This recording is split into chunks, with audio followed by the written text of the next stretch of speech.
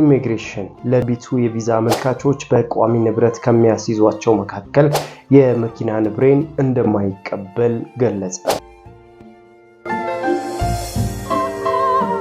እንዴት ናችሁ? ኢትዮ ትራቭሎች ነን። ከቪዛ ኢሚግሬሽን፣ ፓስፖርት፣ ዓለም አቀፍና ሀገር ውስጥ በረራዎች ጋር በተገናኘ የተለያዩ መዳረሻ ቦታዎችን መረጃዎችን ወደ እናንተ እናደርሳለን። ሰብስክራይብ በማድረግ ቤተሰብ ሁኑ። ሀሳብ፣ አስተያየት፣ ጥያቄ ካላችሁ ከማንኛውም ሀገር ቪዛ ኤምባሲ ጋር በተገናኘ ወደ እናንተ መረጃዎችን እናደርሳለን። በአሜሪካን ኢሚግሬሽን ወቅታዊ የቢ1 ቢ2 የቪዛ አፕሊኬሽን ፎርም አመልካቾች ላይ የተለያዩ አዳዲስ አፕዴት የሆኑ መረጃዎችን ይዤላችሁ መጥቻለሁ። አብራችሁን ቆዩ። የሚታወቀው በተለያዩ ጊዜያት የቪዛ አመልካቾች የቢ1 ቢ2 በጉብኝትና በስራ ወይንም በጊዜያዊ የስራ ቪዛ አመልካቾች ወደ አሜሪካን የሚገቡ ሰዎች የተለያዩ ዶክመንቶቻቸውን እያቀረቡ ይገኛሉ። ለዚህም ደግሞ ከባንክ ማስያዣ ወይንም ከባንክ ስቴትመንት ባሻገር $15,000 ዲፖዚት እንዲያስይዙ የአሜሪካን ኢሚግሬሽን በተደጋጋሚ እየጠየቀ ይገኛል። ቪዛ ለሚጠይቁ ሰዎችም በተለያዩ ጉዳዮች ወደ አሜሪካን ሲገቡ ተመልሰው እስከሚወጡ ድረስ ይህንን $15,000 ድረስ እንደሚያስይዙ እየገለጸ ይህም ተግባራዊ ከተደረገ 6 ወራቶችን አስቆጥሯል። የአሜሪካን ኢሚግሬሽን አሁንም በተደጋጋሚ እያደረገው ያለው ሂደት በቢ1 ቢ2 የቪዛ አመልካቾች ላይ የዶክመንት ማጣራቶችንና ስለነሱ ስታተስ ማወቅ ይፈልጋል። ከዚህ በፊት የተለያዩ ሀገራቶች ላይ ትራቭል አድርጋችሁ ከነበረ ወይንም የጉዞ ታሪክ ከነበራችሁ እሱን እንደ አንድ ዶክመንት ማስያዝ ትችላላችሁ። ነገር ግን አሁን ላይ የአሜሪካን ኤምባሲ በኢትዮጵያ ማለት ነው የዶክመንት ማጣራቶች ውስጥ አንደኛው የመኪና እንደማይቀበል እየገለጸ ይገኛል። ከዚህ ጋር በተገናኘ አዳዲስ ወቅታዊ መረጃዎችን እንሰጣችኋለን። አብራችሁን ቆዩ።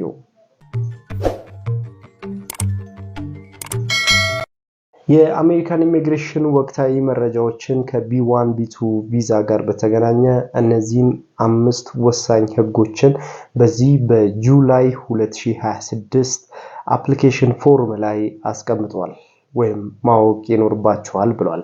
ለቢ1 ቢ2 የቪዛ አመልካቾች ለህክምና፣ ለጉብኝት እንዲሁም ለተለያዩ አጫጭር ፕሮግራሞች ለቢ1 ቢ2 የቪዛ አመልካቾች በቱሪስት፣ በህክምና፣ በተለያዩ አጫጭር ፕሮግራሞች ላይ ወደ አሜሪካን ለመግባት የምትፈልጉ ሰዎች እነዚህን ወቅታዊ የሆኑ ማሻሻያ የተደረገባቸው የቪዛ ሂደቶችን መገንዘብ ይኖርባቸዋል ብለዋል። አሜሪካን የሚገኘው የአሜሪካን ኤምባሲ አዲስ አበባ የሚገኘው የአሜሪካን ኤምባሲ እነዚህን ሂደቶችን ሙሉ በሙሉ ተግባራዊ እያደረገ ይገኛል። ከነዚህ መካከል አንደኛው የባንክ ስቴትመንት ነው። የባንክ ስቴትመንት እና የቪዛ ማስያዣ መሃል ያው ልዩነት እንዳለ ይታወቃል። ስለዚህ ሁለቱም የተለያዩ ናቸው። ባንክ ስቴትመንታችሁን ጠንካራ ማድረግ ይኖርባቸዋል። አሁን ባለው የአሜሪካን ኤምባሲ የባንክ ስቴትመንት እያየ ያለው እንደ ቪዛ አመልካቹ የዶክመንቶች ይታያል። ሆኖም ግን ከ5 ሚሊዮን ብር በላይ የባንክ ስቴትመንት እየጠየቀ ይገኛል። ሌላኛው ከኢንቪቴሽኑ ከላከላችሁ ወዳጅ ዘመዶቻችሁ ጋር በተገናኘ ያላችሁ ጠንካራ ግንኙነት ምን አይነት ነው የሚለውን ነገር በደንብ ያያሉ። ለምሳሌ ልጆች ከሆኑ፣ አሳዳጊ ከሆኑ፣ ዝምድናችሁን ወይንም ደግሞ የስራ ፓርትነርሺፕ ከሆኑ እነዛን በደንብ ያያሉ። የቤተሰብ ግንኙነታችሁ ምን አይነት ነው የሚለውን ነገር በደንብ ያያሉ።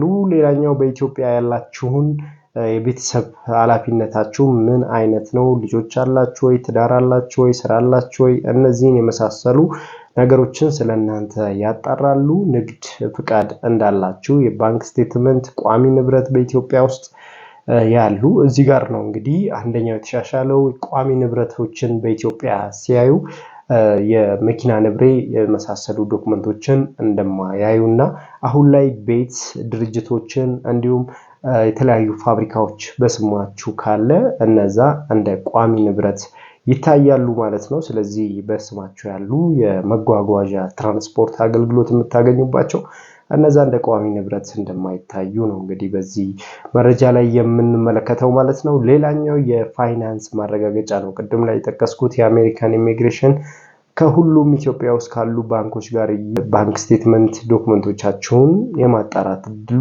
ከፍተኛ። ትዳር ማረጋገጫ ጋር በተገናኘ አግብታችኋል አላገባችሁም የሚለውን ነገር ማረጋገጫ ይፈልጋሉ።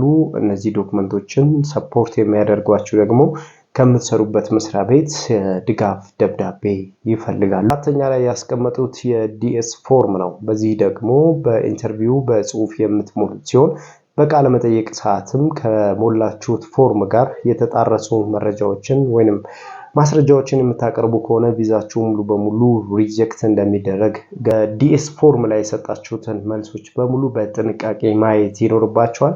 በቃለ መጠይቅ ሰዓትም እንዳትሳሳቱ ይረዳችኋል ማለት ነው። ሌላኛው የቢ1 ቢ2 የቪዛ ክፍያን በተመለከተ ነው። በአሜሪካን ኢሚግሬሽን አሁን ባለው ሁኔታ $185 ከፍላችሁ የቪዛ ለማግኘት ወደ አሜሪካን ኤምባሲ ለቃለ መጠይቅ ስትገቡ የምትከፍሉት ክፍያ ነው። ይሄ እዚህ ላይ ምንም አይነት ማሻሻያዎችን አላደረጉም። ይሄንን ይመስላል። አዲስ አበባ የሚገኘው የአሜሪካን ኤምባሲን በተመለከተ ወቅታዊ መረጃ ቀጠሮ ማስያዣን በተመለከተ ብሎክ የሚደረጉ የአሜሪካን ኢሚግሬሽን ዲፖዚት ገንዘቦች አሉ። ያ ማለት እንግዲህ እንደ ኢሚግሬሽኑ ኦፊሰር ይለያያል። በቃለ መጠይቁ ኢንተርቪያችሁን ካለፋችሁ በኋላ ቪዛው ልክ አፕሩቭ ሲደረግላችሁ ማስያዣ ትጠይቃላችሁ። ከፍተኛው $15,000 ነው። ከ$5,000 እስከ $15,000 ድረስ ማስያዝ ይኖርባችኋል ማለት ነው። አስቸኳይ የቪዛ ቀጠሮ ለምትፈልጉ ሰዎች ደግሞ በአስቸኳይ የቪዛ ቀጠሮ በ$250 የቪዛ ወይንም ደግሞ ወደ ኤምባሲ መግቢያ ወደ አስቸኳይ የቪዛ ቀጠሮ ለማግኘት የዲኤስ ፎርም በ$250 አፕላይ አድርጋችሁ ወደ አሜሪካን ኤምባሲ መግባት ያስችላችኋል ማለት ነው። ይሄም የመግቢያ ቀጠሮ ጥያቄዎች አሉ። ለምን እንደሆነ ኬዙ ምን እንደሆነ እና ጥያቄዎች አሉ። የኤምባሲ ቀጠሮ የሕክምና ማስረጃ፣ የቤተሰብ ማረጋገጫ ዶክመንቶችን ሙሉ በሙሉ ማሳየት ይኖርባችኋል። ንብረት በኢትዮጵያ ውስጥ ያላችሁን ከአሜሪካን ነዋሪዎች ወይንም የአሜሪካን ግሪን ካርድ ወይንም ሲቲዝን ከሆኑ ግለሰቦች ጋር ያላችሁን ትስስር መግለጽ ይኖርባችኋል። ይሄ አስቸኳይ ጊዜ ቪዛ ለሚጠይቁ ሰዎች ነው። ሌላኛው የዲኤስ ፎርም ጋር በተገናኘ ሰነዶች ነው። ይሄም ከአስቸኳይ ጋር በተገናኘ የምትሞሏቸውን ቅድም ላይ ጠቀስኩላችሁን ዶክመንቶችን ለምን አስቸኳይ ቪዛ አፕላይ እንዳደረጋችሁ ሙሉ ዶክመንት ልታቀርቡላቸው ይገባል። አዲስ አበባ የሚገኘው የአሜሪካን ኤምባሲ እየሰጠ ያለው የቪዛ አይነት ነው። የቢ1 ቢ2 የቪዛ አፕሊኬሽን የ3 ወር ቪዛ ነው። ይህም በተመለከተ ደግሞ በኢምፕሎይመንት ወይንም ደግሞ በጉብኝት ወደ አሜሪካን ለሚገቡ ሰዎች የትምህርት ማስረጃ እንደ አንድ ዶክመንት ከዩኒቨርሲቲ ወይንም ከታወቀ ኮሌጅ የትምህርት ማስረጃ እየተቀበለ ይገኛል።